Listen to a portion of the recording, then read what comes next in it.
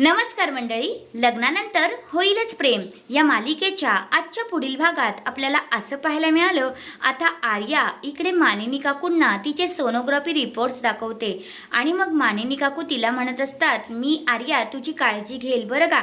मग आर्याला पण खूपच चांगलं वाटत असतं आणि मग हे सगळं पाहून नंदिनी तर शॉक झालेली असते, कारण आर्याने इथे सोनोग्राफी रिपोर्ट जे आहेत ते इकडे मानिनी काकूंना दाखवून मोकळी झालेली असते। दुसऱ्या बाजूला आता जी आर्या आपली काव्या जी आहे तिला आता टेन्शन आलेलं असतं।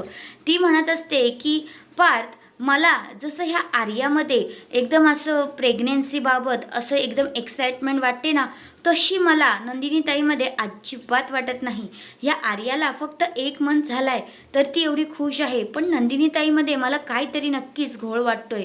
आता जी काव्या आहे ती हे सगळं काही शोधून काढेल का, हे पाहणं रंजक ठरणार आहे। पण काव्या मात्र प्रश्नचिन्हात पडलेली असते नंदिनी ताईला घेऊन। तर हा आहे आजचा पुढील भाग। तुम्हाला कसा वाटला ते कमेंट करून नक्कीच सांगा। धन्यवाद।